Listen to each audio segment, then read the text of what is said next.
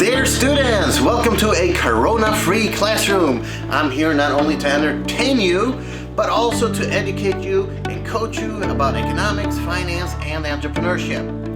As you prepare for this lecture, please log into Blackboard for course PowerPoints and other resources. You can pause the video by clicking somewhere down here and grab the material you might need for the upcoming lecture.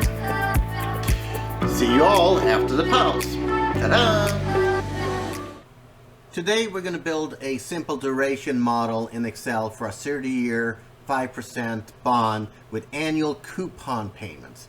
Typically bonds have semi-annual coupon payments, but we're going to keep it simple for this example. We're going to make a financial calculator. We're going to create a interest rate table, calculate price change in dollars and in percent, and also make a graph. We'll also look at calculating yield to maturity so we can figure out how much money we're actually making. Before I start, I'd like to show you some parts of the layout in Excel. Most of the work you're going to do is under the home button. You know that it's under the home button because it's marked with green. Now, in some cases you would like to insert something. Yes, I just clicked there, nothing happened. You have to click sometimes 2 or 3 times before it actually switches. Then you see the panel has changed. So if you want to insert a shape, like a line or an arrow, you do that under shapes right here. Or, like we're going to do, we're going to insert a graph later on, and we're going to probably pick this one right here. Sometimes you like to add a text box. Other parts is the page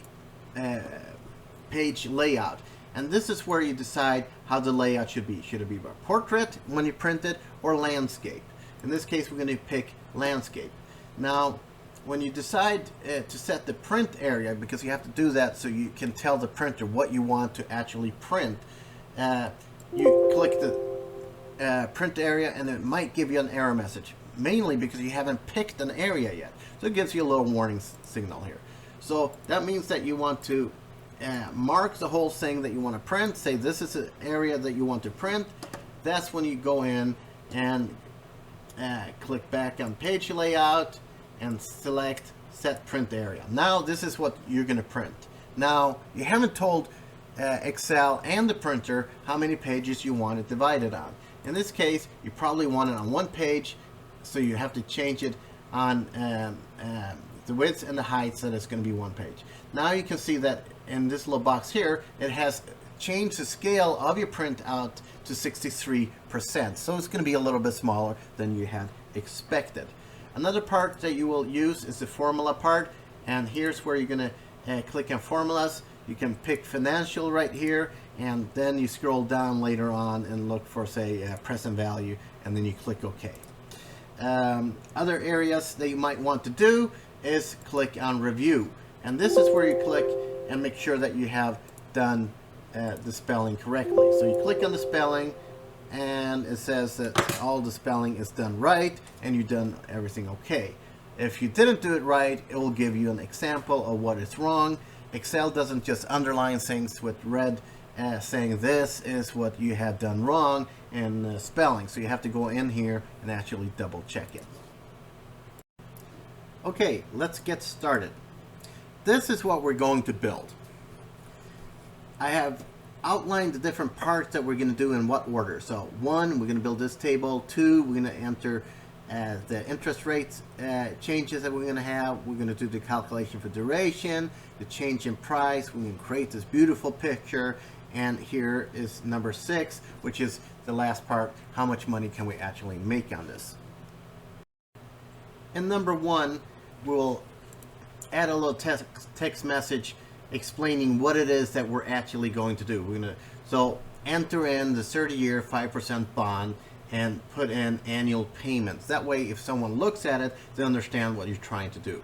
You're also going to enter in the present value, future value, number of time periods, interest rate, and payments. Then when here's an example of what we're going to calculate. We're actually going to calculate how much the present value is of the bond. So some areas will be and typed in, and some will be calculations. So I want you to just get into the habit of always adding an equal sign when you enter a number, even if it's just entering it as a plain number. But if you have an equal sign, it's actually just simply a formula. And so this is really a formula area. So the reason why you have a negative $1,000 is because you're paying that out first, and then at some point in the future you'll get the $1,000 back. That's the initial investment. On time periods, we're going to enter 30, and because it's a 5% bond, we're going to enter the 5% right there, and then we're going to do the calculations of what the payment is going to be. So we're going to have the $1,000 right there times the percent, which is the coupon rate, and then you're going to get the $50 annual payment. The second part we're going to do is that we're going to add the interest rate table. Here we're going to add 0%, quarter percent, half a percent, 75, and so on. And once we have a bunch of numbers marked up like this, we can mark them, grab the little square there, and copy it downwards. And you can see to the right how far we pulled it down. So we pull it down all the way down to 10%. Another part that could be interesting for you to know is that if you want to change the amount of digits, you do that up here by increasing or decreasing it. So typically I use 4 digits for interest rates. The third thing that we're going to do is do the duration calculations. In this case, I'm going to highlight $1,000 at 5%. The reason why it's $1,000 equal to par is because we're going to assume that the interest rate is 5%, just like it's stated up here in the bond information. Now, in order to calculate this, we're going to use a couple different cells. One, we're going to use this part up here, the future value, the time periods, and the payments, plus the 5% down here under interest rate. This is the one that's going to travel up and down as we copy it to make our calculations. Now I'll make an example right here.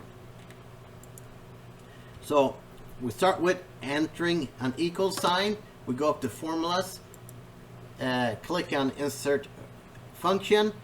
We make sure that we have picked the financial, and then we go down, scroll down until we find present value somewhere. Oh, there it is, and click OK. Gives us this beautiful little table that simplifies all our calculations. So when we look at rate, it's asking for the rate here.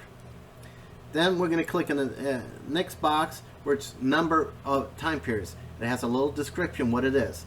And here we grab the interest, the number of time periods, and then we're going to grab the payments right here from over there, and then the future value is going to be the negative $1,000 because that's what we're going to assume to get back if everything is good and the bond doesn't default. Then we're going to hit 0 because we're going to assume that we get paid in the end of the period, and then we get our $1,000. Now if I copy that down, I'm going to get all kinds of crazy numbers. And that's why we have to lock all these cells except for this, because this is going to travel up and down. So that means that we we'll add the dollar signs right here, and each box has its own color. And now if we copy this downwards, it should work. Once we're done calculating duration, we're going to move on to the fourth area of calculations, and that's the change of price, and that's in percent. So what we're going to do here is it's fairly simple.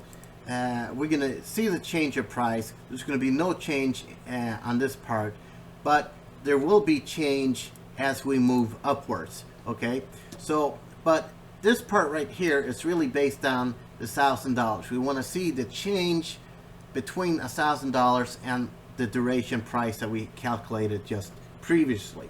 So here again, we're going to lock the cells for the $1,000. We're going to put dollar signs in front of it, and we're going to let the duration number here travel. And that way we can actually see how a bond, when interest rates are cut to zero, when the Federal Reserve is cutting interest rates all the way down to 0%, it's actually 150% change in that value of that bond. Now, say that the Federal Reserve would increase interest rates up to 10%, which hasn't happened for a very long time, the value of the bond would drop almost by 50%.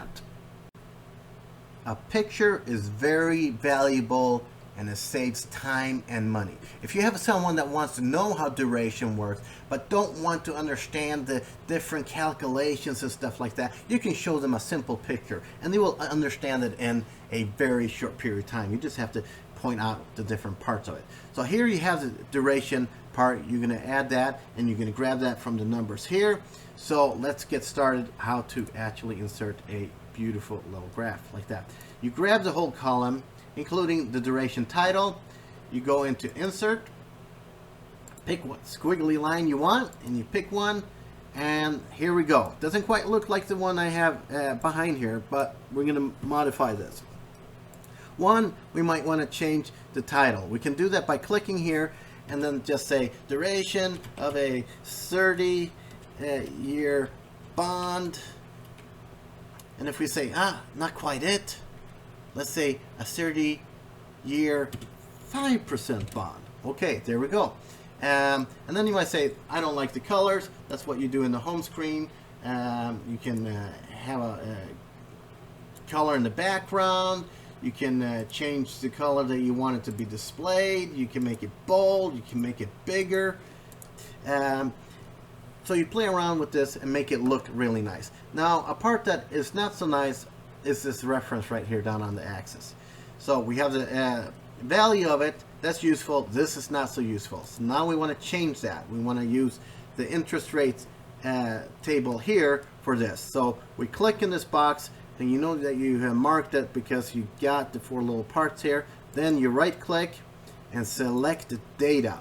Now here you see the 1, 2, 3, 4, 5. That's what we're going to change. So we click edit, and when you click edit, most people freak out because you get this part up there first. Now in this case, you're not going to select the text interest rate, merely the numbers. You pull that down all the way to 10%, click OK. You see it's changed, click OK. There you go. Now if you want to make more changes, you can right click and format the axis and do all the different things that you can do here. I'm not going to go into that right now, but that's an area that you might want to play around with. So the last thing that we're going to do is calculate this area here. How much money can we actually make on this? And so if you invest in bonds, you want to know what is your upside potential. You want to make money. So you can copy this area here, and you do that by just marking the area you want, right click, copy, and then decide where you want to put it, and then you hit paste. I'm not going to do that. I'm going to just use this area right here. Now we're going to use this information to calculate our values. So we're going to start with equal sign, and we're going to try to calculate the interest rate yield. So we'll go up to formulas, insert function, make sure we are on financial, scroll down until we hit rate, and click OK. We get this beautiful box again, and we just click and enter the information that we want. So on number of time periods, we're going to pick the 30, the payment, it's going to be the 50 bucks. The present value is the information that we're going to add, and that's one we can simulate and change. That's why I have it in green, to see how much money will I make if I can buy the bond at this particular price, in this case $528. And then the future value, that's what the contract says, that you're going to get $1,000 back guaranteed. And then we're going to hit 0 for the end of the period, and then click OK. Now what we're going to see here is they're going to have a different interest rate right here and here. So the difference is this one is paid in the beginning, okay, in the beginning of the time period, and here